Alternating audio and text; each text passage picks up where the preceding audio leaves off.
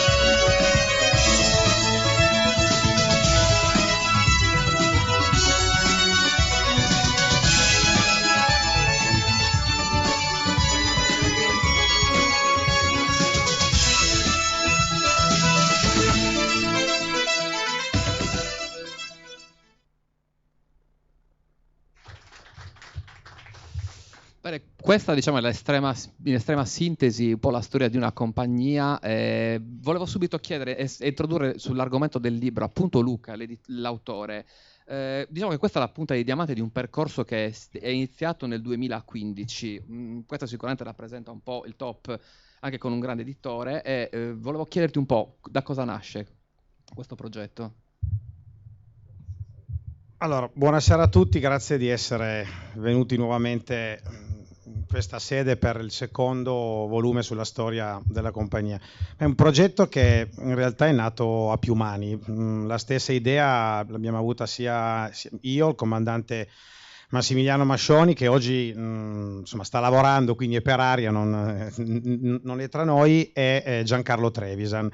Uscito l'altro libro ci siamo resi conto, e vedo tante persone che erano qua quasi 2 anni or sono, di avere ancora molto materiale fotografico molto interessante. Quindi è nata l'idea che avevamo già annunciato all'epoca. Io l'avevo annunciata per Natale, ovviamente per 1000 motivi che sono poi subentrati, il libro ha avuto qualche ritardo, però alla fine ce l'abbiamo fatta perché abbiamo reperito del materiale fotografico eccezionale. Quindi diciamo che non è un'idea solo mia, ma abbiamo lavorato in più persone. Durante la stesura ci ha dato una grossa mano anche l'amico Andrea Albarelli, insomma tutti insieme, vabbè, è scontato perché ormai viaggiamo in coppia, quindi insomma, tra tutti abbiamo cercato di mettere insieme un prodotto che fosse all'altezza di una storia così importante. I ringraziamenti li teniamo per la fine, però ci tengo a ringraziare in anticipo 2 persone alle quali devo molto, e sono Ubaldo Trivellin e Marco Trivellin. Perché? Perché mi hanno concesso delle fotografie, del materiale fotografico eccezionale, nonché i loro racconti legati appunto all'epoca d'oro, visto che possiamo definirla così, della compagnia. Sì, avevi materiale fotografico ancora da proporre, inedito, eccetera. La critica ti ha definito un po' il poeta prestato all'aviazione. Quali sono poi gli elementi caratterizzanti da cui è nato questo progetto, che di fatto comunque è totalmente diverso rispetto al precedente? Il precedente è stato un libro, non dico tecnico, però comunque un volume dove ho cercato di ripercorrere la storia anno per anno. Qui l'abbiamo decisamente più rivista in forma romanzata, quindi è un libro molto più, tra virgolette, leggero da leggere, e mi sono permesso, grazie anche al cambio di editore, io collaboro con più case editrici, e ogni editore ha le sue peculiarità. Carlo Delfino, dal punto di vista dei testi, mi ha lasciato libertà totale, quindi mi sono permesso un paio di dichiarazioni un po' d'amore verso quella che ormai definisco affettuosamente la mia compagnia, che magari con altri editori in passato mi erano state tolte, perché mi è stato chiesto di tenere un profilo molto più tecnico. Quindi sono molto contento, perché questo è un po' un volume che va a chiudere un progetto nato 3 anni fa, e sono molto contento di aver collaborato con Carlo Delfino. Secondo me Carlo Delfino però non sapeva cosa andava incontro quando ha lasciato libero spazio a Luca Granella per i testi, perché Luca, che è una persona speciale, un grande professionista, non ha il dono a volte della sintesi, soprattutto quando parla di meridiana e di aerei, e quindi questo lo posso testare perché è stato vittima anche di questo. Ovviamente è una battuta che Luca mi concede. Quando è stato presentato il libro precedente c'era una situazione all'interno della compagnia ben diversa da quella che oggi invece la compagnia vive. Quali sono i sentimenti con cui hai affrontato questo tipo di lavoro? Perché comunque oggi diciamo che la compagnia ha un futuro più definito rispetto al passato. Non entro nel merito poi di scelte, ovviamente, perché non è questa la sede, però comunque 2 anni fa il panorama era diverso, Luca. Allora, innanzitutto mi posso permettere di dire che qualche accidenti dopo l'uscita dell'altro libro qualcuno me l'ha tirato dietro, quindi ormai comincio ad avere le spalle mediamente larghe. I primi mesi dopo la scorsa presentazione ero abbastanza amareggiato, e quasi quasi stavo per mollare lì tutto, perché ribadisco, non faccio nomi, ma perché veramente mi tengo, perché bisognerebbe citarle certi personaggi. Sono stato accusato di fare le marchette alla dirigenza meridiana. Quindi questa mi ero ripromesso di dirlo, io assolutamente non faccio le marchette a nessuno, scrivo quello che mi passa per la testa, giusto o sbagliato che sia, mi prendo le responsabilità. Questo libro è nato sotto una stella un pochino differente. La compagnia, presumo, credo anzi che abbia capito insomma, lo scopo di questo progetto e insomma, abbiamo collaborato strettamente alla revisione dei testi, o meglio ci siamo sincerati che non andassero a urtare la suscettibilità di nessuno. Qualche settimana prima di andare in stampa mi è arrivata tramite la signora Loredana De Filippo una comunicazione da parte dello staff di Sua Altezza, che ha visionato il libro ed è rimasto molto colpito e molto contento di questo omaggio. Per quanto mi riguardava, io in quel momento, cioè per me andava bene così. Una volta che il principe ha dato il suo assenso, io ero molto e sono tutt'oggi molto soddisfatto che nottate di lavoro abbiano potuto intrattenere la persona che ha creato tutto questo. Un piccolo appunto, ci ha chiesto cortesemente di togliere la parola principe dai testi e di mettere Sua Altezza. Noi l'abbiamo accontentato, tempo un'ora, i testi erano già completamente rivisti. Quindi la compagnia in questo momento sta attraversando un cambiamento radicale. Rispetto a 2 anni fa la situazione, non dico sia più tranquilla, però c'è un piano industriale e c'è comunque un'area diversa. Non sta a me giudicare le scelte fatte e appunto il progetto di rilancio, perché non sono la persona più indicata. Quello che mi auguro è che finalmente la compagnia possa tornare a volare con tanta tranquillità, in modo che i dipendenti, comunque tutte le persone e le famiglie che lavorano in compagnia possano finalmente guardare al futuro con una tranquillità maggiore.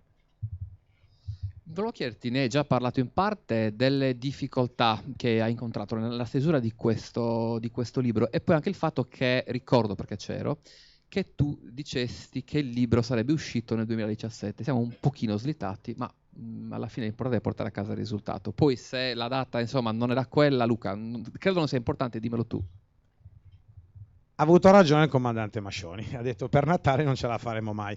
In realtà questo libro noi abbiamo presentato 16 settembre, io a fine febbraio 2017 il libro era finito, almeno la stesura dei testi era conclusa.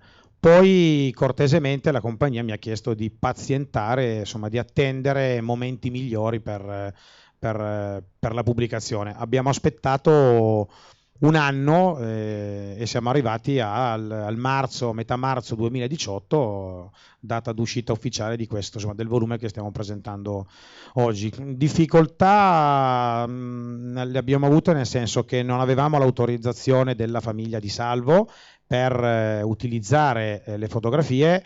Molto cortesemente, grazie al lavoro del signor Caro Delfino, che si è messo personalmente in contatto con la famiglia, abbiamo avuto l'ok per poter utilizzare una parte delle fotografie. Ne abbiamo scelte, non ricordo di preciso, ma circa una dozzina ne abbiamo utilizzate per il libro, e tutto ciò che vedete alle mie spalle è appunto una parte dell'archivio di Salvo, che abbiamo comunque in digitale, che possiamo permetterci di mostrare.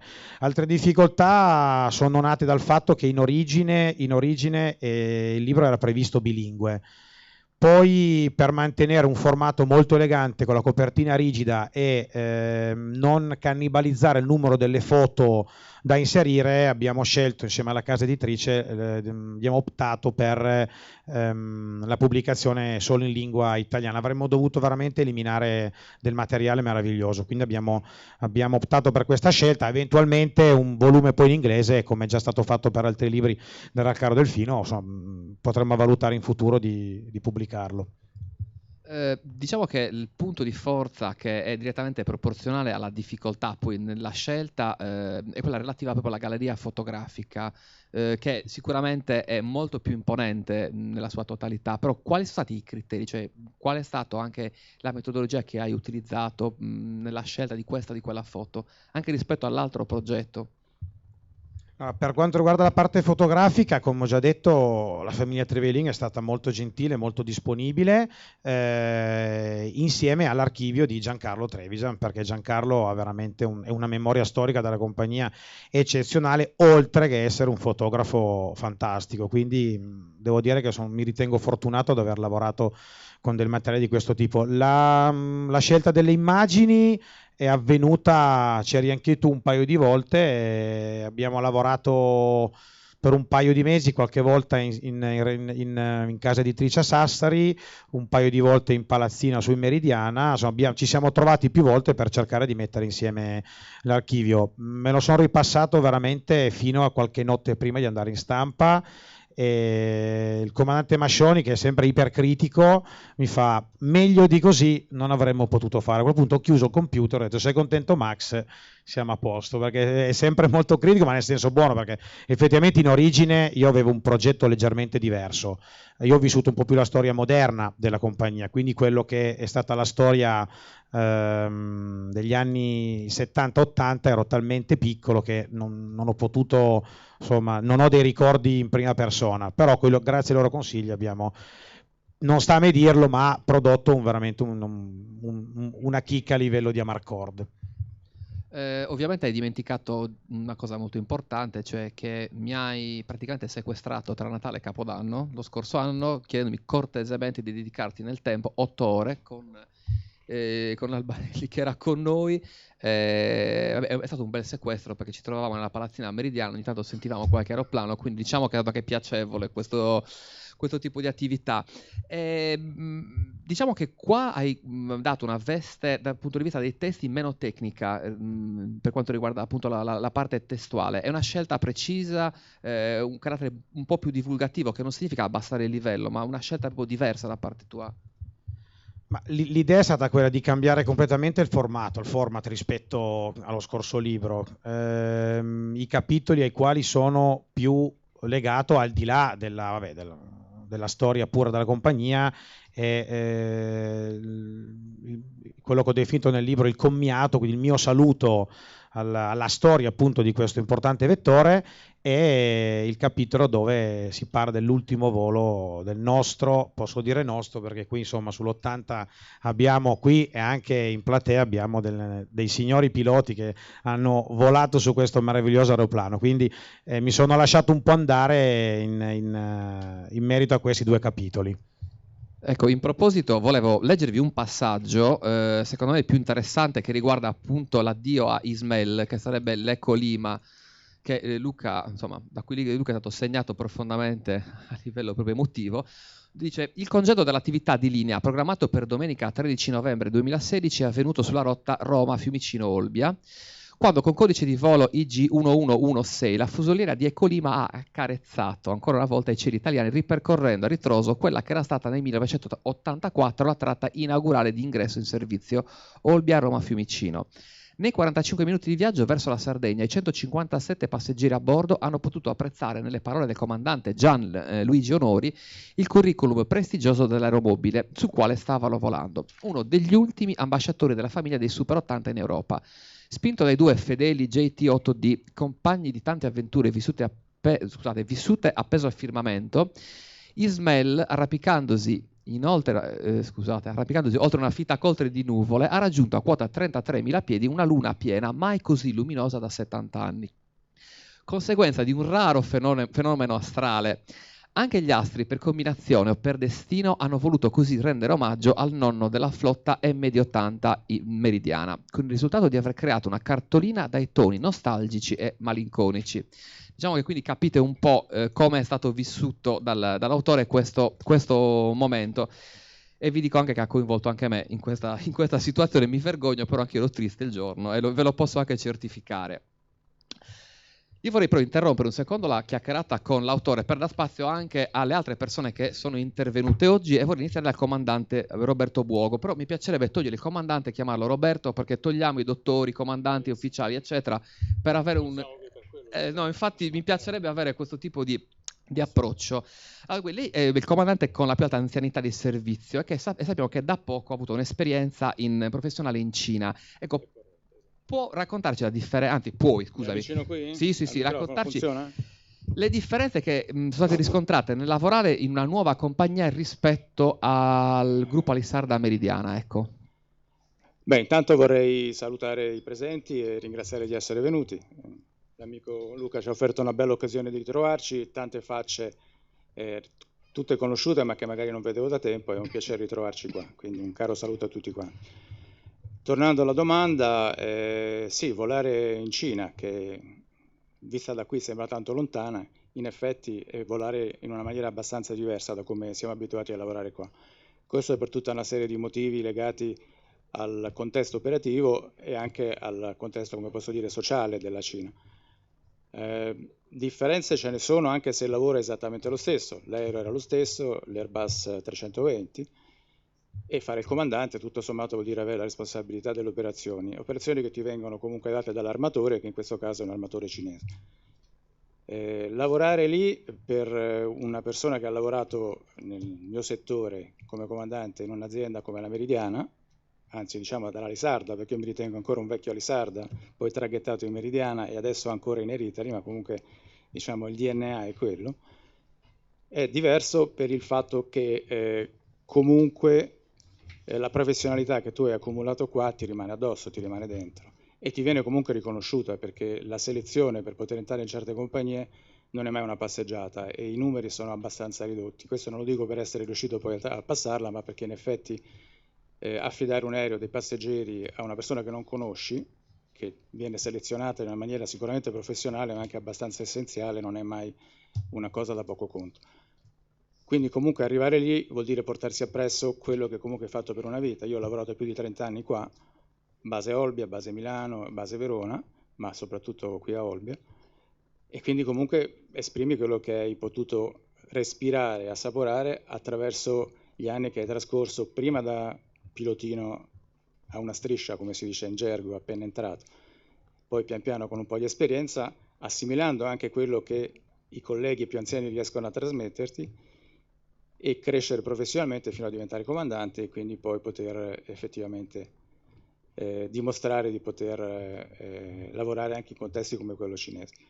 Tornando però più in sostanza alla domanda, lavorare lì vuol dire comunque avere a che fare con un contesto, dicevo, anche sociale differente, quindi comunque il problema della lingua è un problema grosso. L'inglese non è molto usato, anche se la lingua tecnica operativa anche negli altri paesi, quindi anche nella Cina, però lì non tutti parlano inglese, anzi direi quasi nessuno. Quindi comunque già la comunicazione è un problema e nel nostro lavoro non riuscire a comunicare potete capire che non è una cosa da poco conto. Quindi comunque bisogna fare riferimento a quella professionalità di cui parlavamo prima, che ti consente poi di esprimere anche nei contatti con il pilota a fianco, con gli assistenti di volo in cabina, ma anche con tutti gli altri enti con cui sei in contatto, anche per esempio, cosa abbastanza evidente, con i controlli del traffico aereo. E quindi comunque questa professionalità la devi comunque utilizzare e tirare fuori in situazioni che magari sono molto diverse dal contesto in cui avevi lavorato prima, sia per il tipo di operazioni, perché lavorare in un contesto di Estremo Oriente, visto che l'azienda era cinese ma lavorava un po' con i collegamenti oltre che all'interno della Cina con tutti i paesi limitrofi, dal Giappone alla Corea, alla Thailandia, alla Malesia, Singapore, Taiwan, insomma un po' tutto il contesto, con situazioni anche di tipo operativo, meteorologico soprattutto, abbastanza complesse da risolvere.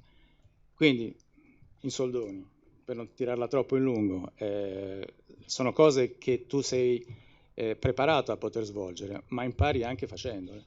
E quello che ha aiutato me, ma vedo anche altri colleghi che con me hanno condiviso questa esperienza, è quello che uno ha imparato qua. Quindi lo zaino, il bagaglio di professionalità che uno si porta appresso, lo ha accumulato negli anni passati in un'azienda che ti ha fatto crescere, che ti ha consentito di apprendere, imparare e crescere, e quindi di poterlo esprimere successivamente. Non è stato semplicissimo, devo dire. No, io riflettevo, adesso faccio una battuta, ma pensare a Pechino, buon pomeriggio, una cosa del genere, immagino, adesso scherzi a parte, che sia un problema anche per come dire, condividere le comunicazioni con gli altri aeromobili e non sapere esattamente cosa stia succedendo.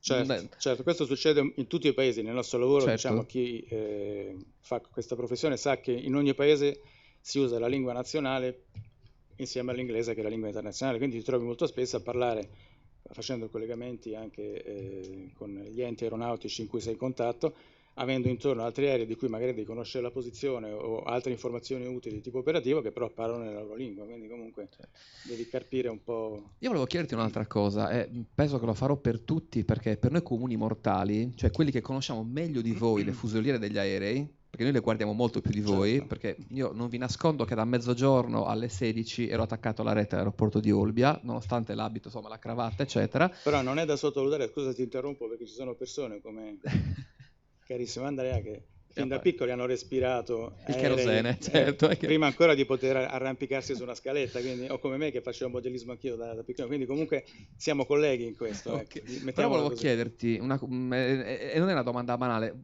ci racconti un aneddoto particolare che hai vissuto con Alisarda Meridiana? Perché per noi comuni mortali è importante conoscere i vostri racconti. Un aneddoto che riguarda gli anni passati qua in Alisarda Meridiana, il 90% di quelli che mi vengono in mente non li posso raccontare per diversi motivi, non sarebbero politically correct. Come ci siamo conosciuti, l'ho già tediati io 2 anni fa, quindi. Questo è comunque sempre un bel momento. No, a parte la battuta, insomma, cambiano i tempi, cambiano le mentalità, cambiano le sensibilità. E comunque in ogni lavoro esistono dei contesti in cui le cose si raccontano in un modo e poi avvengono in un altro, insomma, sempre all'interno di quello che è la sicurezza, sempre all'interno di quelle che sono poi le regole base del nostro lavoro. Però è vero che insomma c'è anche tanta goliardia, ci sono anche eventi, diciamo, un po' borderline da questo punto di vista. Stai tirando fuori, però mi sembra. No, però volendo raccontare una cosa che fa anche riferimento ai tempi passati, posso per esempio, niente di particolarmente eccitante forse, ma fa forse capire bene i tempi in cui nel lontano 1983 sono entrato in questa compagnia, sono 35 anni, insomma sono cambiate tante cose e dicevo anche un po' la sensibilità della gente e il modo di affrontare certe situazioni, sia dal punto di vista operativo che dal punto di vista anche del rapporto col passeggero. Era estate, io sono entrato in Alisarda che era primavera, quindi i primi voli dopo aver superato l'addestramento e aver cominciato a lavorare in linea, e in quel momento la compagnia aveva 5 aeroplani, aveva 3 DC-951 e 2 DC-930 e si lavorava sulle rotte che il network, come si dice adesso, che la compagnia Alisarda aveva in quel momento. Una sera ero in servizio sul volo, guarda caso, Olbia-Roma, Roma-Olbia, l'ultimo volo della sera che parte grosso modo attorno 19:30, adesso non mi ricordo, sono cambiati un po' gli orari, comunque era buio. L'aereo doveva arrivare da un volo precedente da Pisa e io ero in servizio con l'equipaggio e il comandante, i più anziani se lo ricorderanno, Hadi Sanjakdar, che era un siriano che aveva un'esperienza di diciamo, anzianità di servizio abbastanza corposa, era stato anche istruttore, quindi una persona abbastanza ben conosciuta e considerata, pur essendo una persona particolare anche per la sua cultura, essendo siriano, ripeto, quindi una persona un po' particolare. L'aereo arriva dal volo precedente del comandante Germone, altro nome conosciuto, una carissima persona che ricordo molto volentieri, che ci riporta, scendendo dall'aereo, che aveva qualche problema di temperatura a un motore, motori GT8 di prima generazione. I tecnici fanno le loro valutazioni, Virginio sa come funzionano queste cose, e ci dicono che è tutto a posto. Imbarchiamo i passeggeri, decolliamo, buio, direzione verso il mare, quindi verso Roma.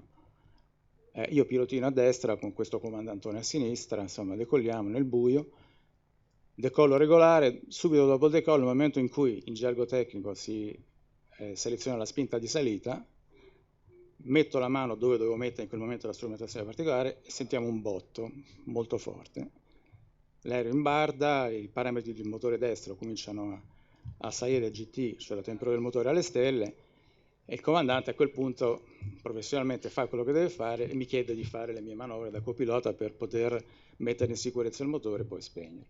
Cosa che io sembrava di essere nel buio dell'aereo dentro il simulatore di volo che avevo lasciato poche settimane prima, facendo le stesse cose. Mi sembrava proprio una cosa completamente irreale. Comunque facciamo quello che dobbiamo fare. La manovra si svolge senza nessun problema, quindi spegniamo il motore, accendiamo il motore ausiliario di emergenza, che si chiama APU, che è il motore ausiliario. Parliamo con l'autore di controllo, il comandante esegue le manovre corrette, rientriamo e atterriamo di nuovo a Olbia. Passeggeri naturalmente molto impauriti, in quel momento non si parlava molto con i passeggeri, insomma, quindi giusto qualche annuncio all'assistente di volo, atterriamo, nessun problema, emergenza risolta brillantemente dall'equipaggio. A quel punto i passeggeri scendono e con le regole attuali l'equipaggio sarebbe stato dalla compagnia rimosso dal servizio per un problema di cosiddetto anche di human factor, cioè del fatto che tu hai vissuto un'esperienza traumatizzante tale da mettere probabilmente anche certi elementi di sicurezza, non dico a rischio, ma a renderli sensibili. Quindi normalmente le compagnie sollevano l'equipaggio e ne mettono un altro. In quel momento questa sensibilità non c'era, quindi comunque noi siamo andati al bar dell'aeroporto. Al bar dell'aeroporto, che il vecchio aeroporto era proprio nella zona centrale, i passeggeri, alcuni erano da una parte, altri dall'altra, e molti erano lì attaccati al bancone del bar, che vedevo bicchieroni di, sembrava birra, poi ho visto qualche whisky, un po' di filuferro, insomma. Io e il comandante ci avviciniamo lì, i passeggeri ci vedono in divisa e ci volevano chiedere cosa era successo, quindi noi andiamo a informarsi di tutto quanto e cominciano a offrirci un po' di tutto, insomma. E quasi tutti dicevano no, basta, noi siamo spaventatissimi, ce ne andiamo a casa. E noi dicevamo no, guarda, non c'è problema, non si preoccupi. La compagnia nel frattempo aveva allestito un altro aereo e ci aveva detto che saremmo stati pronti nel giro di poco tempo di imbarcare i passeggeri e ripartire, cosa che ripeto che adesso non si farebbe più. Passeggeri tutti spaventati, stavano per andare a casa, poi arrivano 3 o 4 dei paesi dell'interno con l'acquavite, capito? E ci hanno offerto da bere filoferro, whisky o birra o quant'altro. E ci hanno detto se andate voi veniamo anche noi. A questo punto ci guardiamo, che facciamo? Alla fine non abbiamo bevuto, ma la cosa si è risolta così, alla fine con un pochino di bacche sulle spalle, un po' di risate, sono risaliti tutti i solari e siamo ripartiti per Roma. Fantastico. Cose di altri tempi. Fantastico. Adesso invece parliamo di cose meno allegre, cioè di quando hai conosciuto l'autore. Sei entrato nella sventura di conoscere Luca, scherzo a parte che a cui... Questo è stato un momentaccio. No, Luca ti riconosce il grande merito di aver contribuito e di aver reso possibili le sue pubblicazioni. Io ti ho detto che ti conoscevo già da diversi anni senza averti mai visto in faccia, però Luca mi parlava di questo comandante Buoco, pensavo non esistessi più, fossi un'entità immateriale. Invece poi... In effetti mi ha inventato lui, non esisteva. Come l'hai conosciuto? Come vi siete conosciuti? No, Luca è una carissima persona, una persona che ha un'energia particolare e la profonde e la esprime in tutte le cose che fa. Io l'ho conosciuto in maniera del tutto casuale al momento dell'imbarco di un volo, non mi ricordo neanche che volo era, Cagliari-Torino. Un Cagliari-Torino, perfetto. La macchina? No, questa non me la posso ricordare. Mi ricordo che eri in tuta da tennis con la sacca delle racchette. Siccome io ho 3 figli che giocano a tennis, io per lungo tempo ho giocato, poi ho smesso e mi sono incuriosito e abbiamo cominciato a chiacchierare al momento dell'imbarco. Io ho scoperto una persona appassionata e da quel momento, insomma, erano ancora tempi passati in cui certe cose si potevano fare. È venuto in cabina, abbiamo chiacchierato. Non ho dormito 2 giorni, più o meno.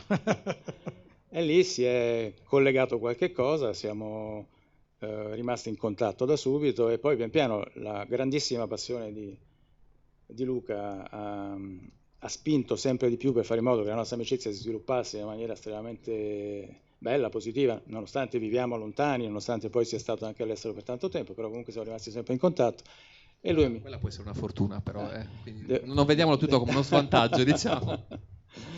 E quindi la cosa si è svolta in una maniera casuale all'inizio, ma poi sicuramente con tutti gli elementi che fanno in modo che quella possa diventare una vera grande amicizia e soprattutto perché poi lui mi gratifica di tanta sua stima sicuramente, perché non manca occasione per esprimerla e questo insomma mi imbarazza anche un po' delle volte, devo dire, però è una carissima persona e apprezzo tantissimo il suo lavoro, quello che fa lo fa veramente con tanta passione, con tanto amore e con tanta energia che poi lo porta ad avere risultati, devo dire, sicuramente apprezzati da tutti, sono egregi, non so, adesso ho mancato forse qualche passaggio precedente, parlavamo di critico, ho sentito parlare di comunque mancanza di apprezzamento sul suo lavoro, io credo che Anche se uno non conosce Luca, il lavoro parla da solo, insomma, quindi non c'è bisogno neanche di commentare certe cose, ma solamente guardare alla persona, che è quello che è, lo conosciamo bene, e al prodotto, che comunque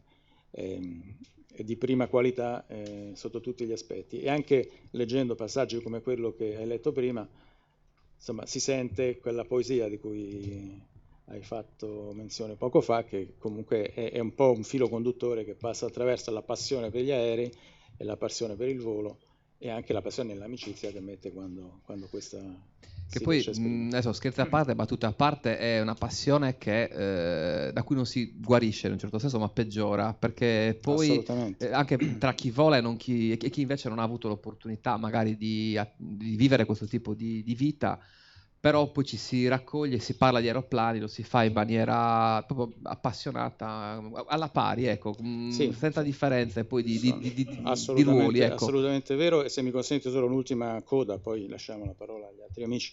Visto che la parola passione è uscita fuori in questo modo, mi sembra anche il momento giusto di poter in qualche modo condividere con voi anche quello che è l'oggetto di questo libro e la storia di questa compagnia. Cioè, la compagnia è nata tanti anni fa attraverso un progetto che era basato sicuramente su un discorso legato a un profilo, come posso dire, di business, perché è naturale che nella vita le cose vadano anche in quel senso, ma che aveva alla sua base anche un elemento di follia o di, come posso dire, di essere avanti nel tempo, di immaginare qualche cosa che sarebbe potuto diventare reale, e questa è passione.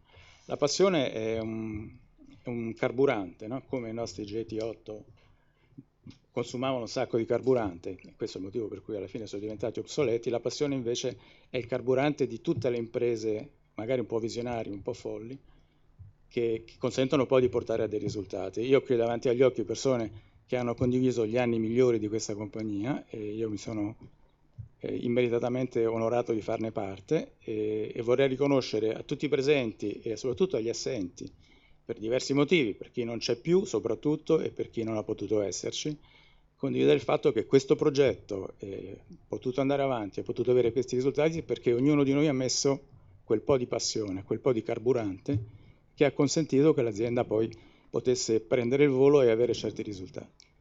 Quindi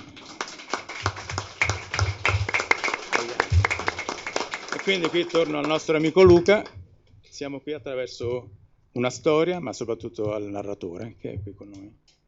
Grazie. Guarda, io ti faccio i complimenti per come hai riassunto questi anni, e soprattutto utilizzando una parola che vorrei riutilizzare per un'altra persona, che è un'amicizia recente per quanto mi riguarda, che è Giancarlo Trevisan.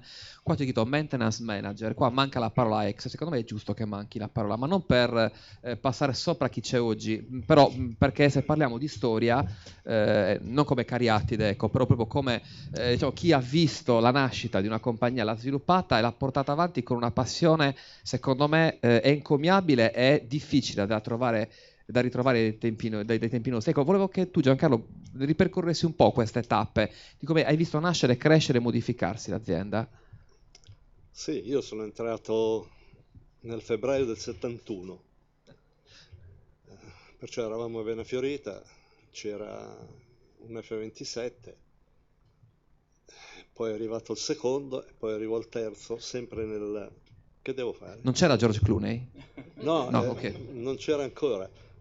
Però c'era zio Marras al posto di John Clooney, che era il pastore che col suo gregge, non si sente, il guardiano, sì, guardiano, e faceva un po' anche, no? C'era lui al posto di John Clooney, insomma, ci dobbiamo accontentare. Esatto, esattamente. Eravamo veramente 4 gatti allora, praticamente la manutenzione si basava soltanto a cambiare l'olio, un po' di acqua e metanolo per rinforzare, per dar più potenza ai motori durante il decollo. Ah, vuoi dire che... Ecco fatto. Ok, mo si sente.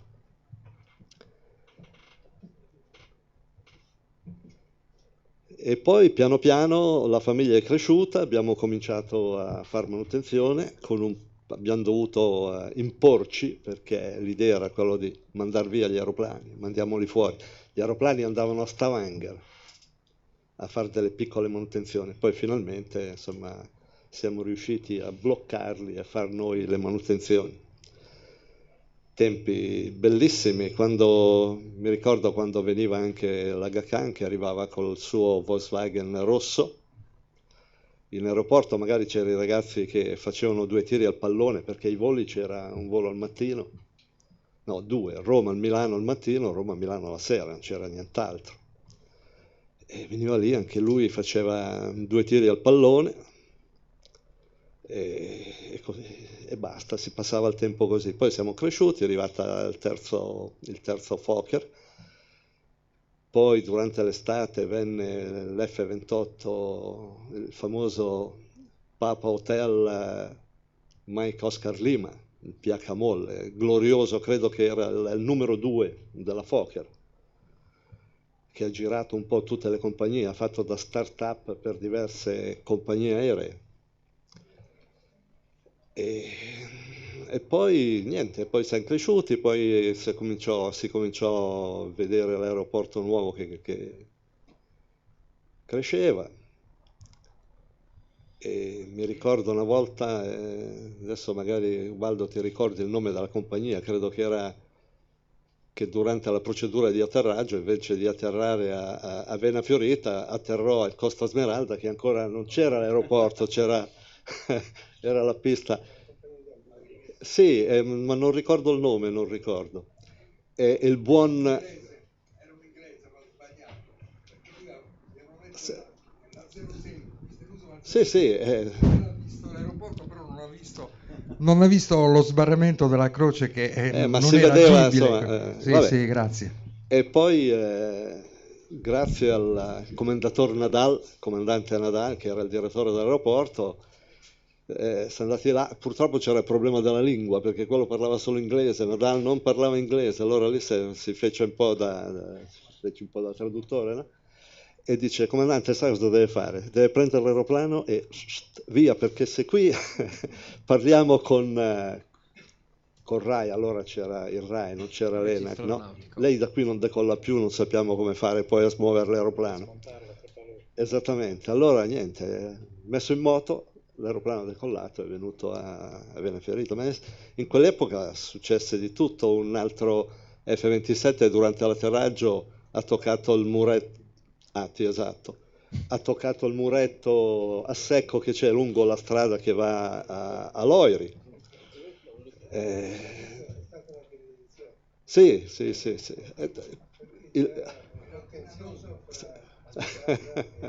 Esatto. Questo era il primo volo che l'ATI faceva da Roma a Olbia, tutti disperati noi. Esatto. Portava via il lavoro, noi.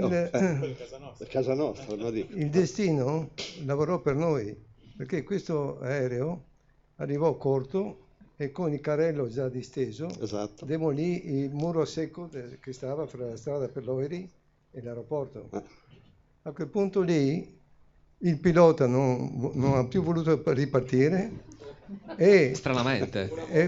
l'ATI ha rinunciato al contenzioso per le linee. Esatto. E noi siamo diventati titolari della concessione proprio per questo fatto. No, è stata una fortuna, veramente una fortuna. Quindi Granella però non conosceva l'aneddoto del muretto a secco, perché però ci sarà... Ma raccontato in precedenza. No, pensavo che fosse magari il pretesto per fare il terzo volume, però forse è il caso che... Non vorrei che da ciò scaturisse... Ma infatti... Sì. Il terzo volume potrebbe essere una raccolta di aneddoti, che ce ne sono 20.000, no? Ecco, infatti, a proposito di aneddoti, ti chiederei di raccontarne... Sempre nel 71-72, l'ultimo volo della sera a Roma, allora si seguivano gli aeroplani per fare le ispezioni di transito dove si faceva scala. E c'ero io a bordo, l'aeroplano era pieno perché era sotto Natale, io ero seduto in mezzo. Si può dire il nome del comandante perché non c'è nessun problema, anche perché non c'è più, poverino. Comandante Ruggeri, comandante Ruggeri. In mezzo arriviamo e quando è in avvicinamento la torre gli dice: c'è un po' di nebbia bassa, un po' di nebbiolina. Dice: ma in effetti non vedo niente. ma è bassa, e si vedeva, io ripeto, ero davanti, si vedeva la pista tutta coperta di nebbia e si vedevano alcune luci della città, di Olbia, perciò non è che era... E allora il comandante dice alla torre, dice, mandate le camionette dei pompieri sulla pista, un po' di passaggi veloci, veloci, e la nebbia si muove. E così fece, si è visto perfettamente, ha fatto un atterraggio super in sicurezza, proprio tranquillamente. Questo fa parte un po' della storia, delle Sì, cose che... come quando a volte, è successo più di una volta, in avvicinamento e c'erano le pecore nella pista. E allora niente, si andava e si mandavano via le pecore. Beh, c'è qualcuno che mette in centro città per potare e che sceglie... Sì, sì. Va bene, io vorrei coinvolgere invece Andrea Albarelli, che chiamerò Andrea perché ovviamente abbiamo omesso cognomi e titoli. Quindi sappiamo che tu prima che essere pilota sei ancora, anzi sei prima di tutto un grande appassionato e che quindi ti stai occupando, ecco, della ricostruzione di un modello radiocomandato. Ce ne vuoi parlare? Poi a che punto sei del tuo lavoro? Sì, buonasera a tutti. Sono stato assunto da Meridiana nel 2000 e da allora sono sempre stato affascinato dalla storia della compagnia. A quei tempi ancora non c'era Luca Granella con i suoi libri, quindi era difficile reperire delle informazioni. Un bel giorno però sono riuscito a vedere sul piazzale dell'aeroporto del Costa Smeralda un Beechcraft, e chiedendo ai tecnici mi fu detto che quello era il primo aereo che fu utilizzato dalla compagnia Alisarda nel lontano 63. E quindi affascinato da questa cosa, visto la decennale esperienza nel campo dei modellini radiocomandati, ho cominciato a pensare a come far rivivere un po' la storia della compagnia, visto che ormai si avvicinava il 50° anniversario. E così ho cominciato a cercare un progetto dell'aeroplano che potesse riprodurre fedelmente il Beechcraft. L'ho trovato negli Stati Uniti e ho cominciato a lavorarci. Si parla del 2012, l'idea del 2012. L'idea iniziale era quello di far volare il modello il 1° aprile del 2014, che sarebbe coinciso esattamente col 50° anniversario del primo volo Olbia-Roma. Tutto questo sarebbe dovuto avvenire dalla pista di Venafiorita, che è tuttora esistente, e così mi misi all'opera. Qui questa fotografia, che è stata scattata nell'hangar di Meridiana in occasione del 50° nel 2013, potete vedere la struttura in legno già assemblata con i motori già installati. Il progetto, come potrete intuire, si è rivelato molto più impegnativo di quello che avevo previsto, quindi un po' come fanno anche le case costruttrici degli aeroplani, c'è stato un ritardo, un po' come per l'Airbus 380. Quindi vi devo confessare che ancora il modello non è stato ultimato. Qui potete vedere la cabina di pilotaggio, che è effettivamente una delle poche aree del modello già finite. È stata ricostruita abbastanza fedelmente per quanto riguarda la strumentazione, e la scala del modello è 1:5, quindi si parla di un'apertura alare di 3 metri e una lunghezza di 2, il peso stimato di 20 kg. Qui c'è il pilota con il baffetto, il comandante Buoco, questo. Il comandante Buoco. Negli anni, sì. Ecco, qui si vede il cosciale, sul quale forse si riesce a vedere. Questa è la cartina originale di avvicinamento di Venafiorita, che sono riuscito a reperire. È stata rimpicciolita in scala 1:5, insomma. Quindi sulla fiancata si può vedere una cartina originale dell'epoca, anche questa riprodotta, una cartina della Regia Aeronautica, insomma era quella che si usava in quegli anni 60. Qui c'è una riproduzione fedele del motore Pratt & Whitney, che sicuramente molti di voi hanno potuto vedere in aeroporto. Il motore è perfettamente in scala. Chiaramente al centro è stato praticato un foro per consentire il passaggio del mozzo del motore. Tutti i dettagli sono stati accuratamente riprodotti, come i cavi delle candele, le candele, insomma le punterie e i condotti dell'olio. In questa foto un po' buia si può vedere il lavoro sullo stabilizzatore che riproduce fedelmente tutti i rivetti che sono stati applicati uno a uno. Quindi da qui avete capito che insomma il progetto è durato qualche anno e io stimo che debba durare ancora un annetto prima di poterlo vedere Andrea, in volo. scusami, io Sì. insomma mi sono preso del matto nel senso buono perché passo Questo le è notti peggio, qua, questo è- però mi riabilita a vedere questo, perché veramente... È vero. Per quello mi hai chiamato, insomma, per far vedere che c'è qualcuno messo Ma io peggio in di realtà te. volevo dire la stessa cosa, perché io lo stesso pensavo di dover finire in terapia, invece in questo senso possiamo venire sollevati. Magari ci fanno lo sconto. Tolgo davanti a quella roba lì. No, senz'altro, allora vi voglio solamente parlare dello spirito un po' di quest'idea, cioè l'idea di poter rivedere in volo il Beechcraft dopo 50 anni mi ha sempre affascinato, quindi il progetto è quello di far vivere un'emozione a chi anche magari l'ha potuto vivere in prima persona o a chi lo può solo immaginare. Però ecco, il giorno che si riuscirà a rivedere in volo da Vena Fiorita il C-45, insomma, sarà una bella emozione per chi potrà assistervi.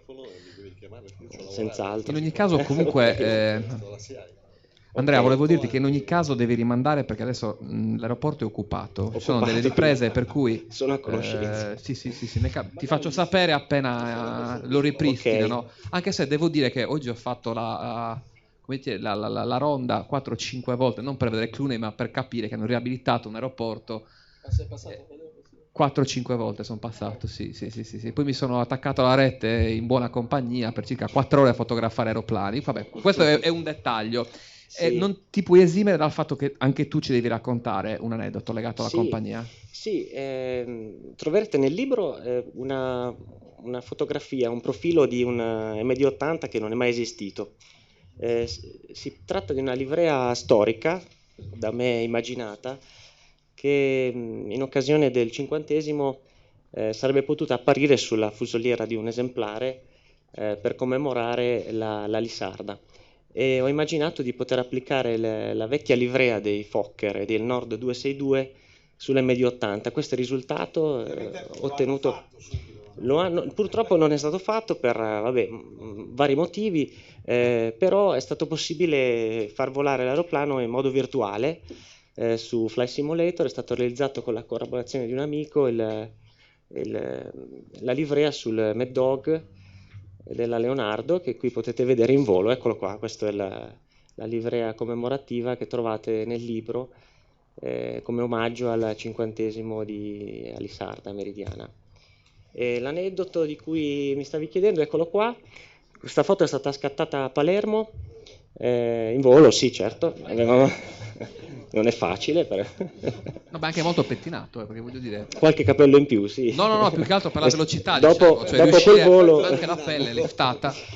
Era un periodo che collegavamo le isole Lampedusa e Pantelleria da Palermo, con questi voli molto brevi ma molto interessanti.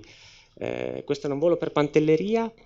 E in quella giornata c'era molta nebbia, il cielo era nuvoloso, però ci veniva comunque chiesto di tentare di collegare queste isole che altrimenti non sarebbero state raggiungibili. Ricordo che il mare era da qualche giorno, il mare non rendeva possibile i collegamenti con la nave, quindi ci veniva chiesto di tentare, poi più di una volta siamo tornati indietro. In quell'occasione invece siamo arrivati là, ovviamente non si vedeva nulla, perché le condizioni delle nubi ricoprivano l'aeroporto. Tra l'altro l'orografia dell'aeroporto era piuttosto impegnativa, quindi la pista era corta, c'erano dei burroni da una parte e dall'altra. Arrivati alle minime di avvicinamento abbiamo dovuto riattaccare perché non si vedeva nulla, però col comandante abbiamo deciso di tentare un avvicinamento per l'altra pista, quindi direzione opposta, e tutti facevano il tifo per noi perché sia i passeggeri che dovevano arrivare a Pantelleria sia quelli che dovevano lasciare l'isola erano un po' in trepidazione. Arrivati alle minime di avvicinamento per l'altra pista finalmente scorgiamo delle luci che ci consentivano di continuare l'atterraggio.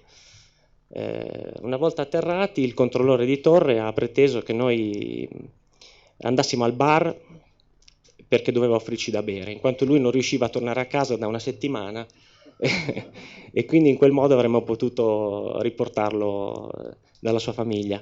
E questo episodio mi è rimasto impresso perché mi ha fatto capire quanto fosse importante il lavoro che facevamo in quel periodo, quindi. E ha testimoniato come l'aeroplano riusciva comunque a collegare i posti e la gente. E questa foto qua, con questa foto vi saluto con il cappello. Tra l'altro, dal particolare nella foto, che magari non si percepisce dalla vostra distanza, c'è anche un rosario nelle mani per l'impresa compiuta. Nel frattempo vorrei dare il benvenuto a Giovanni Valmori, il comandante, che è appena arrivato, e quindi gli diamo il benvenuto. Passerei invece a Marcello Lombardo, che... Io l'ho già fatto anche l'altro. Sì, vabbè, non ci interessa, abbiamo dimenticato, quindi repetita Juvent, quindi... Allora, l'esperienza nel lungo raggio, l'A330, voliamo più in alto, volare diverso, com'è? Ma buonasera a tutti innanzitutto. Dopo tanto tempo chiaramente avevo preso la decisione di lasciare il corto e il medio raggio, per cui ero già 2 anni che tentavo di andare sul lungo raggio. Ci ho provato, ho fatto sia il corso per il Boeing 777, poi il Qatar ha deciso di cancellare il progetto del cargo e quindi sono tornato sul 737 e casualmente appena finita l'abilitazione sul 737 mi hanno dato anche l'opportunità di poter andare adesso sull'Airbus A330. Che dire, io sto arrivando, ho appena finito tutto il percorso addestrativo sulla macchina, per cui inizierò proprio la prossima settimana, faccio New York e inizio il giorno 6. L'esperienza del lungo raggio per me credo che per chi faccia questo tipo di lavoro chiaramente è formativo e rappresenta la fase, diciamo, l'apice del nostro lavoro. Questo per come lo intendo io, poi c'è gente che chiaramente preferisce rimanere sempre sul corto o sul medio, però nel mio immaginario, nel mio modo di vedere il mio lavoro, chiaramente ha un inizio, un percorso e poi devi chiudere. Io avevo intenzione di chiuderlo in questa maniera e grazie alla Lissarda, alla Meridiana e all'Air Italy in questo frangente sto avendo l'opportunità di concluderla proprio con lungo raggio. Quindi ancora ovviamente non ci puoi raccontare niente, però quindi facciamo ovviamente, però facciamo un riferimento invece a ciò che hai vissuto.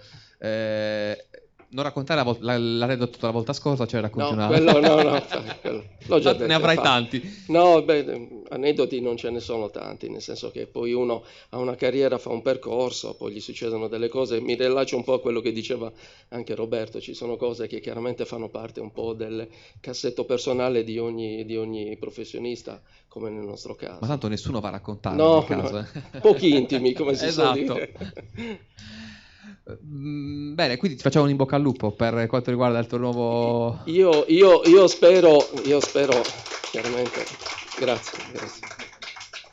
Nel percorso chiaramente di ognuno di noi ci sono tante illusioni e tanti obiettivi che ognuno vuole raggiungere. Roberto per esempio, mi riallaccio un po' a quello che ha detto lui, ha scelto in un periodo un po' particolare dell'azienda di spiccare il volo in altri lidi e in altri cieli. E io invece per mia forma mentis e proprio perché sono anche un figlio di questa città, per cui non ho mai abbandonato l'idea di lasciare la mia terra, per cui ho sempre pensato che il mio lavoro fosse una fortuna per quello che mi sta dando, ma in qualche maniera mi sento, questa fortuna io la devo anche restituire alla mia terra. Ecco, il fatto di aver scelto di rimanere qua era, come dire, abbracciare ancora la Sardegna e mantenere fede all'impegno preso. Ok, ti ringraziamo. Allora, volevo riprendere un po' la chiacchierata con Luca, con 2 domande facili, ma molto facili, e cioè un suo commento sul piano industriale di Air Italy, che è stato presentato a Milano, e poi il progetto della Meridiana Maintenance, 2 cosette da nulla, insomma. Allora, innanzitutto, come ho già detto prima, Qatar è una compagnia importantissima Per i più appassionati di aviazione civile e commerciale, magari questo aspetto è più noto. Io passo le mie serate a disquisire di queste cose, a parte con Gabriele, con l'amico Marco Finelli, che qua Marco è uno dei più importanti giornalisti a livello aeronautico d'Italia, insomma ci confrontiamo spesso. È un piano comunque del tutto nuovo, magari un po' inatteso sotto certi aspetti. La Qatar è un azionista importante, ha acquistato dei pacchetti azionari di tantissime ulteriori importanti compagnie che non sto qui ad elencarvi. È molto ambiziosa come progetto, è molto ambizioso. Si spera che tutto questo, innanzitutto per i dipendenti e per tutte le persone che lavorano, che gravitano attorno alla compagnia, possa andare a buon fine. Insomma, nei prossimi mesi o nei prossimi anni sapremo appunto la bontà di queste intuizioni a livello commerciale. Per quanto riguarda Meridiana Maintenance, insomma, è sotto gli occhi di tutti quello che sta accadendo in questi giorni. È un ramo della compagnia al quale sono estremamente legato, perché insomma, me ne parla sempre l'amico Giancarlo, e poi noi da appassionati di aeroplani, quando ho avuto la fortuna di poter passare qualche ora in hangar, insomma, è un po' come per un bambino andare a Gardaland. Quindi per noi parlare di Meridiana Maintenance è parlare di un'eccellenza. E il fatto di vedere sempre meno aeroplani davanti ai piazzali degli hangar di Olbia sinceramente mi rattrista molto. Non mi addentro nelle scelte, nel fatto di spostare i dipendenti, non sta a me giudicare. Sicuramente dal punto di vista lavorativo, di blasone e soprattutto di qualità, insomma, Meridiana Maintenance ha sempre fatto un lavoro eccellente. Non sta bene dirlo, ma non sono molte le compagnie che hanno un ramo manutentivo insomma, con un trascorso così importante. Meridiana finora è stata una delle poche compagnie che ha garantito uno standard altissimo sempre. E questo Meridiana, io per Meridiana intendo Alisarda, tutto il gruppo. Si chiama Air Italy. È stato un trauma quel giorno. Ecco, infatti cambiamo discorso perché magari poi si mette anche a piangere, giustamente, che abbiamo condiviso questo giorno. No, qualcuno mi disse: se un Granella stia tranquillo, Air Italy è solo una boutade, non si chiamerà mai così. E infatti poi tu, saltando i pali in frasca, volevo chiederti invece di raccontare anche tu un aneddoto con la squadra con cui hai lavorato in questi anni, nei tuoi vari progetti, in particolare in questo progetto. La squadra è enorme, oserei dire enorme, perché qua abbiamo una parte delle persone che hanno collaborato. I ringraziamenti sono lunghissimi, infatti chi legge i miei libri abitualmente sa che il ringraziamento è un capitolo, perché trovo giusto dare tributo a tutte le persone che mi supportano e mi sopportano talvolta, perché insomma a volte ci sono delle richieste di materiale, di fotografie o di dati abbastanza importante. Aneddoti che o comunque più che aneddoti ricordi, perché il primo libro è stato scritto un pochino più, non dico in solitaria, ma quasi. Ho coinvolto comunque l'amico Marcello, Giancarlo, Roberto all'epoca era appunto in Cina, però sono veramente anche lì tanti comandanti, primi ufficiali che mi hanno prestato il loro aiuto. Rimane al ricordo di aver appunto prodotto 2 volumi su una storia di una grande compagnia, e mi è capitato un mesetto fa, un pomeriggio presso il museo di Volandia, ero alla cassa che stavo pagando dei gadget che avevo acquistato, e dietro di me era un venerdì mattina, c'era una scolaresca in visita, e c'erano 7-8 bambini con in mano il mio libro. Quindi questo sicuramente è una grande soddisfazione ed un aneddoto che ricorderò sempre con grande piacere, perché il fatto che magari grazie a questo libro un bambino possa appassionarsi e sognare come facevo io da piccolo, per me è un grande orgoglio.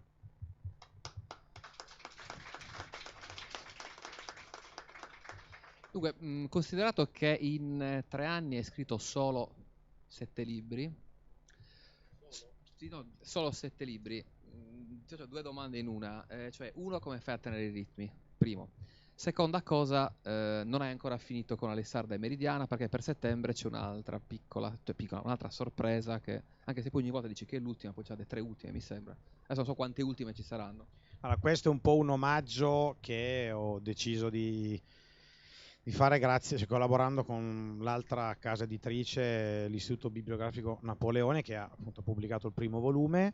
Usciremo con un volumetto di 128 pagine interamente dedicato alla, posso dire, nostra flotta MD 82-83, Alisarda e Meridiana, quindi un volume dedicato interamente alla storia dell'aeromobile di casa McDonnell Douglas, insomma, negli anni in cui ha prestato, dall'84 sino all'ultimo volo di Eco Romeo verso quel di Billund. E quindi un po' una ricostruzione storica, tecnica, grazie anche appunto a tutte le persone, in primis Giancarlo, che le è stato eccellente nel fornirmi materiale, racconti, a spiegarmi come si lavorava su questo meraviglioso aeroplano. Quindi ho voluto un pochino farmi questo libro, perché è un aeroplano, il mio primo aeroplano. Io ho cominciato a volare da passeggero con l'MD-82, per cui è un libro a cui tengo tanto. Sarà magari un libro un pochino più per modellisti, per gli addetti ai lavori intesi come piloti, però parlando anche con le persone che ci hanno lavorato sopra in maintenance, ho visto che comunque, insomma, spero di aver fatto e credo di aver fatto cosa gradita a tutti. Credo che ci stiamo lavorando in questi giorni. Ho detto settembre, sto ancora raccogliendo del materiale, quindi presumo novembre, una strenna natalizia, via, per le festività dovremmo avere anche il libro sull'82. Per quanto riguarda la storia della compagnia in sé, mi è stato chiesto di produrre un libro sulla Qatar. Ho detto di aspettare, nel senso che mi sembra veramente prematuro, non credo, insomma, bisogna guadagnarsela sul campo, bisogna guadagnarsela. Quindi loro sono molto forti, hanno i mezzi economici per poter far bene. Noi siamo qui, insomma, come garante degli appassionati, quindi fra una 7-8, insomma 10 anni, se avremo ancora la fortuna di poter scrivere, vedremo di narrare questi 10 anni di rilancio di quella che fu, ma ribadisco, per me rimarrà sempre Alisarda e Meridiana. Infatti chi parla con me parla di Meridiana. Poi Air Italy, ben venga, ma per me rimarrà sempre Alisarda e Meridiana. Luca, siamo curiosi di sapere in che lingua per caso lo scriveresti questo libro.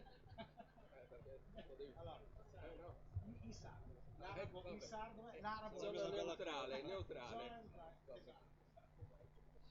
Dunque, a parte, mi piaceva anche in un certo senso identificare comunque l'MD-82 come l'aereo dei sardi, più in generale, perché tu in effetti hai detto dove io ho volato la prima volta, ma tutti quanti noi in Sardegna, da tutti gli aeroporti abbiamo volato con quell'aereo, quindi è un omaggio un po' ai sardi in un certo senso. Dall'ala fissa all'ala rotante, ti sei occupato anche di quello, sei reduce da un'esperienza su in Valle d'Aosta, una cosa fatta in scioltezza, cioè viaggiando come un pazzo da casa tua fino ad Aosta. Ti vedrà coinvolto anche in un'esperienza in Sardegna sull'ala rotante. Cosa dici a riguardo?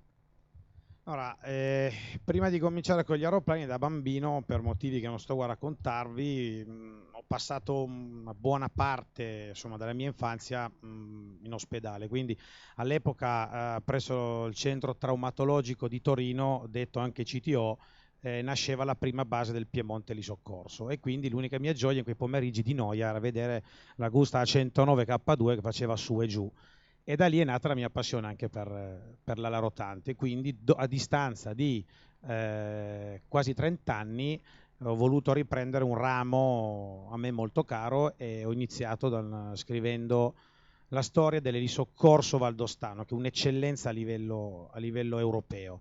La rotante come settore di editoria è molto di nicchia, quindi è veramente stato un azzardo, un rischio. Per questo ringrazio l'amico Mauro Cini della Aviation Collectibles Company di Torino, che tra l'altro è la persona che ha curato tutti i profili grafici degli aeroplani che trovate in questo libro, ed è nato Sierra Alfa 1 in volo con il soccorso valdostano, quindi ho avuto il privilegio e l'onore, che non capita a tutti, di volare in missione operativa su Sierra Alfa 1, che è l'Agusta 139, che è in dotazione alla protezione civile della Valle d'Aosta. È stata un'esperienza meravigliosa, ho scoperto, a parte l'M80, un altro mio amante segreto, che è il 139, quindi adesso cominciamo con l'esperienza dell'Ala 80, andiamo avanti, e l'Air Green, che è l'azienda che ha in carico il Piemonte e la Valle d'Aosta, ha vinto l'appalto per la Sardegna, quindi fra esattamente un mese oggi verrà inaugurata la base H24 del soccorso sardo, possiamo dirlo.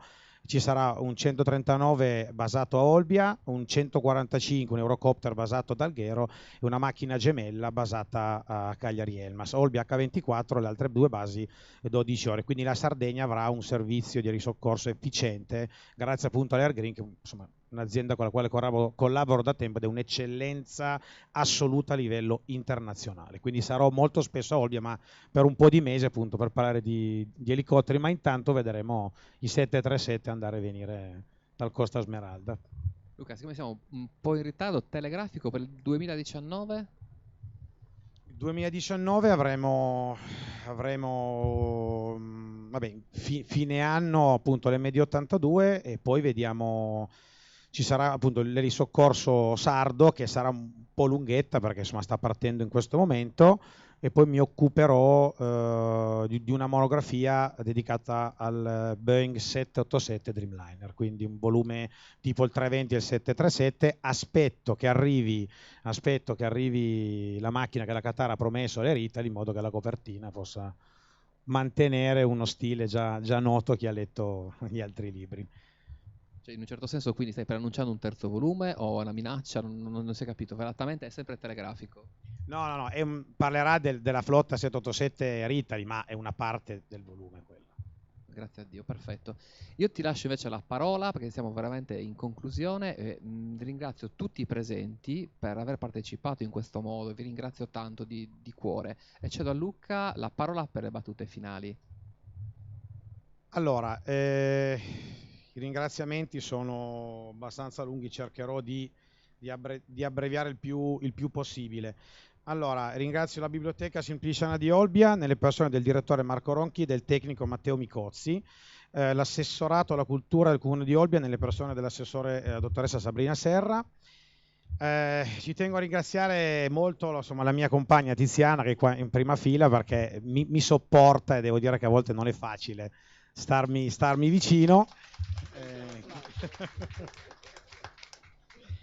Alla mia famiglia, papà Adriano, mamma Carla, mia sorella Francesca, all'ufficio stampa relazioni esterne di Meridiana, nelle persone di Loredana De Filippo e Simona Danieli, per l'aiuto fornito durante la stesura di questo volume. Alla Geasar SPA, nelle persone dell'amministratore delegato dottor Silvio Pippobello, e dei dottori Mario Garau e Paolo Spano. Al dottor Marco Di Giugno, che è responsabile ENAC per gli aeroporti sardi. Marco, un caro amico, insomma, mi permette, grazie anche al suo aiuto, di muovermi con scioltezza all'interno degli scali sardi. Il dottor Ivano Pippobello, amministratore delegato di Meridiana Maintenance, per l'apporto che mi ha permesso di documentare la fase manutentiva degli aeroplani. Ad Ubaldo e Marco Trivellin, perché grazie appunto a queste persone ho potuto avere del materiale fotografico eccezionale, e devo dire che ho sentito per ovvi motivi di vicinanza Marco, e veramente lo ringrazio di cuore, perché oltre che essere una persona speciale, un amico speciale, mi ha dato una grande mano per tutta la durata della stesura di questo libro. Ho degli amici molto cari su da me a Torino che mi danno una mano, e sono Piero Raiteri, Marco Brusco e Marco Savastano, che mi seguono tutta la parte legata appunto alle mail, a tutti i contatti con le case editrici, quindi senza di loro sarei veramente in grande difficoltà. I comandanti, allora, li cito tutte le persone che in questi anni mi hanno dato una mano. Ci sono tra i quali i comandanti presenti oggi: Fabio Colombano, Roberto Bollero, Marcello Lombardo, Alberto Zamboni, Giovanni Valmori, Antonio De Pao, Francesco Balzano, Salvatore Piras, Fabio Flenda, Vincenzo Palmieri, Massimiliano Geri, Gianni D'Ameno, Fabio Flenda, Fabio Pennisi, Gianluigi Onori, Stefano Tisselli, Giovanni De Gortes, Mario Stentella, Silverio Palazzi, Aldo Svolacchia, Maurizio Cavallero, Massimo De Giorgi, Massimo Zorelli, Carmine Castaldo, Michele Maver, Domenico Falà, Marco Candido, Enrico Crescenzi, Gigi Carbini, Massimo Brancaleoni, Stefano Porcedda, Vittorio Ferrara, Roberto Cioccale e Alessandro Mucci per avermi dedicato il loro prezioso tempo. Grazie di cuore. Vi porto i saluti di Luigi Vallero, un caro amico di tutti che oggi non è potuto essere qua perché è impegnato per motivi di lavoro in Sicilia. Ringrazio la rivista JP4 Aeronautica e Spazio nella persona del caporedattore Marco Iarossi, che ha seguito e segue le vicende di Meridiana da molto vicino. E passiamo ai fotografi. I fotografi sono una parte molto importante del volume. Tiziana Spina, Mauro Mendula, Ugo Marengo, Fabio Ledda, Donato Bolelli, Lucio Alfieri, Ennio Varani, Roberto Pezza, Marco Finelli, Monica De Guidi, Gianfranco Pusceddu, Nello Di Salvo, Mauro Cini, Gabriele Sardu, Alessandro Iacovoni, Diego Garavaglia, Giuseppe Bartolaccini e Marco Piantanida. In ultima battuta intendo ringraziare la casa editrice, la Carlo Delfino Editore, e prego il signor Carlo di venire un attimo qua fra di noi. Ha creduto fin da subito in questo progetto, avevo appena chiuso l'altro libro e insomma è nato comunque un ottimo rapporto di collaborazione, abbiamo avuto un ottimo approccio sin dall'inizio, quindi lascio la parola al signor Carlo. Grazie, buonasera. In effetti, come non si poteva avere un buon approccio con Luca, introdotto in casa editrice con un amico storico che è Giancarlo Trevisan, perché parlare di aerei con chi è nato durante la guerra e per chi aveva un brevetto di secondo grado e veniva qui a Vena Fiorita negli anni 68 non poteva che essere quasi, direi, un ripercorrere una strada che nel frattempo io avevo abbandonato, perché oggi per fare gli editori bisogna stare coi piedi per terra. Poi con l'avanzare dell'età si sa benissimo che le visite a Roma e i costi di trasferimento, e ricordo soltanto che le ultime ore che io ho fatto qui ad Olbia sul SIAU, sul SIAU 208 che avevo comprato con un caro amico che non c'è più, lo possiamo dire? Le ha concluse notificate a mio nome Diego, perché mi ero stancato di fare 4 ore su e giù da Arbatax a Olbia, Arbatax, cioè non era più bello volare, cioè la passione del volo, così come io l'ho potuta veramente soddisfare in tanti anni, era diventato un peso.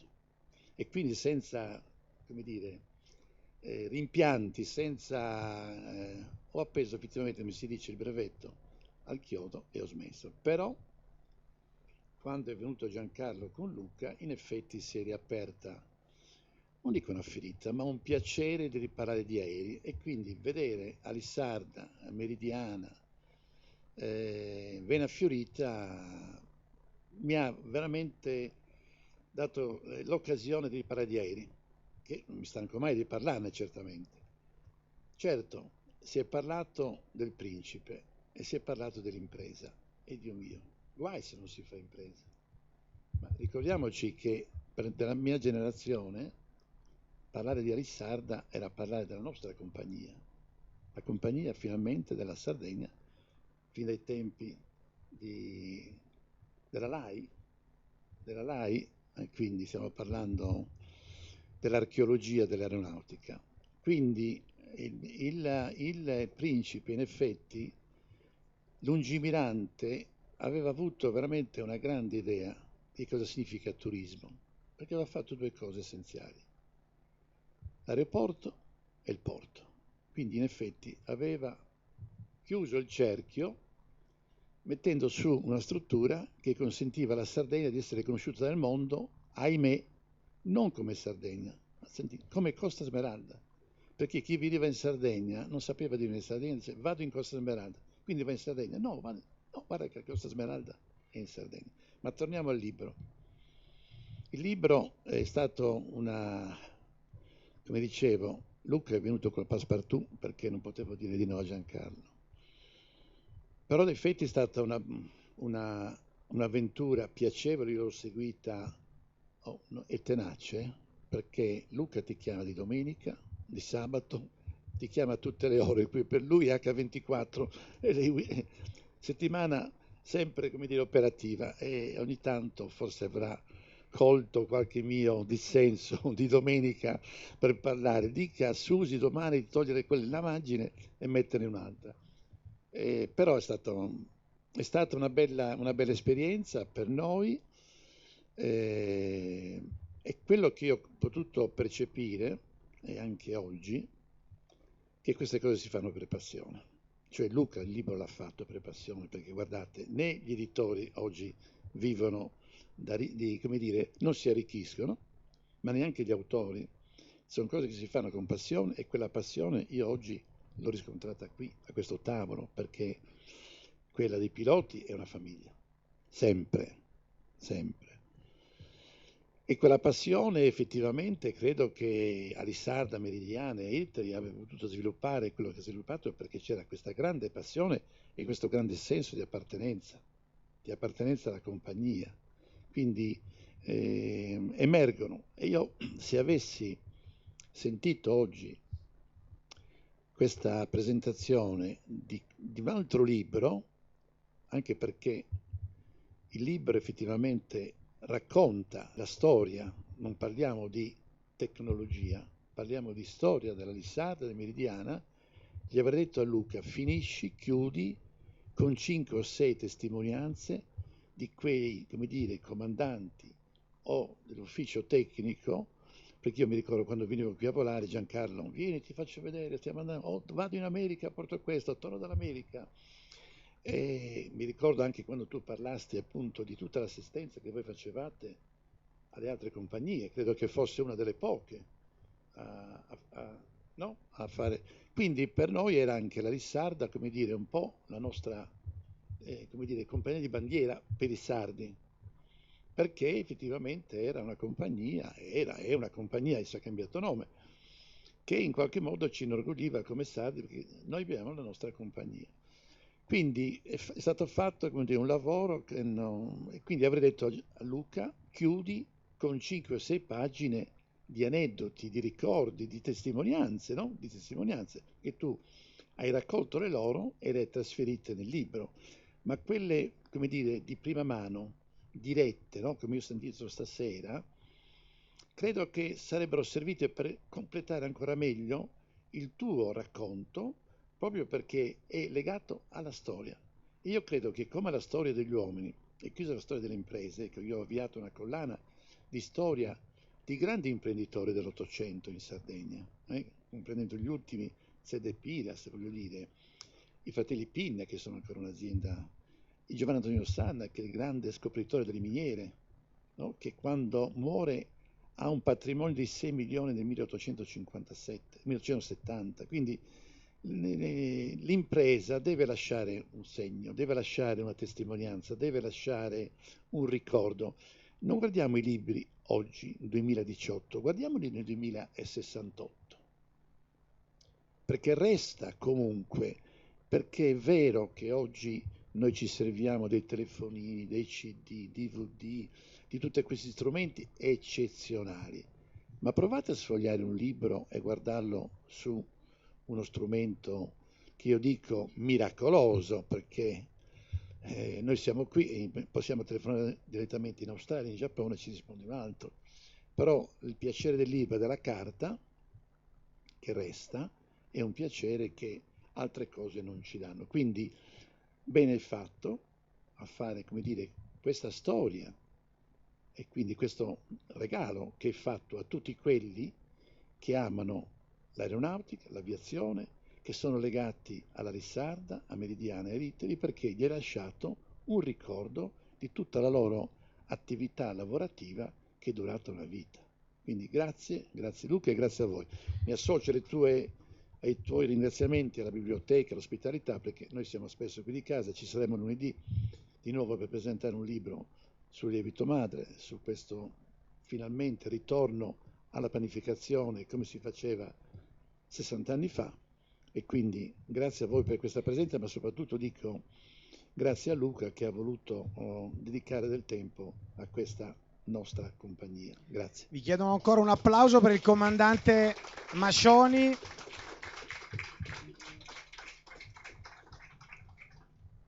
Hai ringraziato tutti e io ho da portarti i ringraziamenti di due persone, dei due rappresentanti della Douglas, che tu hai avuto modo Grazie mille. di Dan Pemble e di Peter Kander, che ti ringraziano per quanto hai fatto. Grazie a voi, grazie di cuore.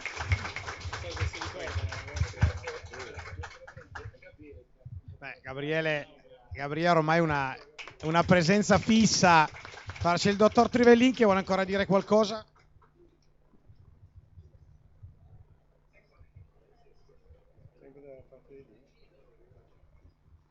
Vieni qua, Waldo.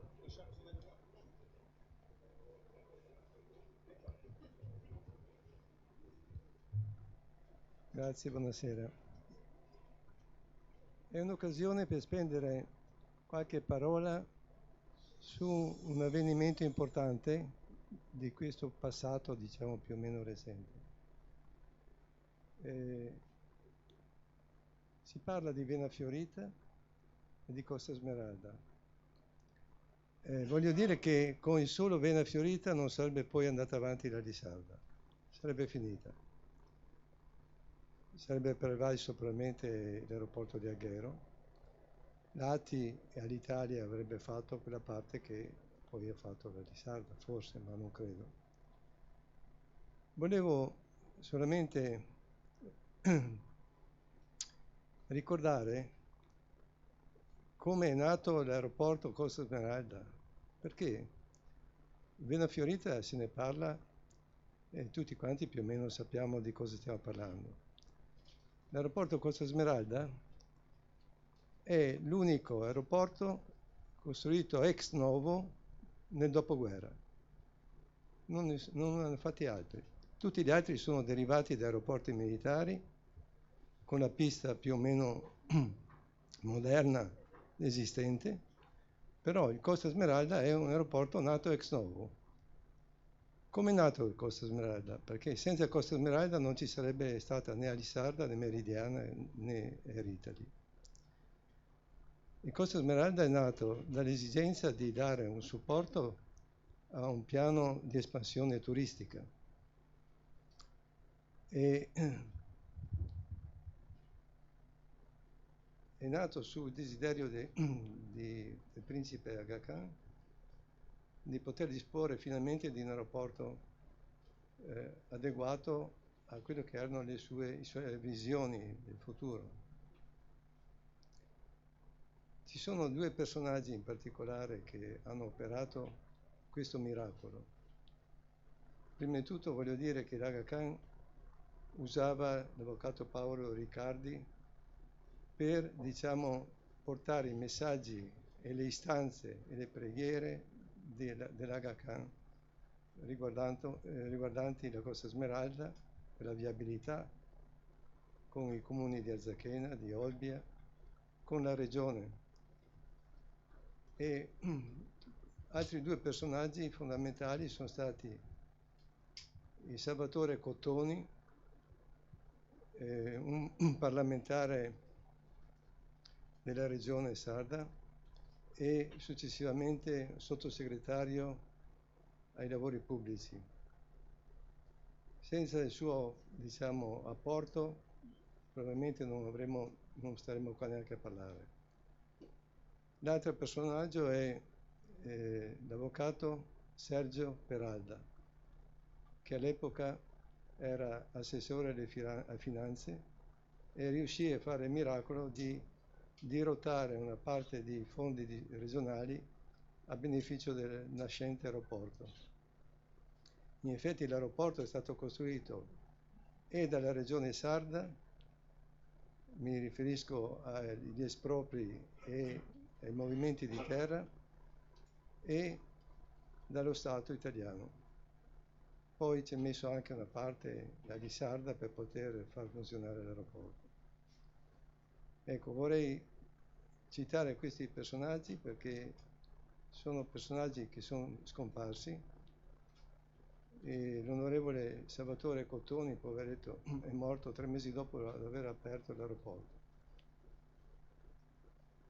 E mi ricordo quando l'Aga Khan è arrivato col suo Mister 20 sul Costa Smeralda, primo volo di tutto l'aeroporto, portò 3 orologi, uno per l'onorevole Cottoni, uno per Paolo Riccardi e uno per me, scusate, perché facevo il coordinamento di tutto. Ecco, volevo solo citare questo, non ci sono più questi personaggi e hanno fatto tanto perché l'aeroporto funzionasse. Grazie a tutti, grazie ancora.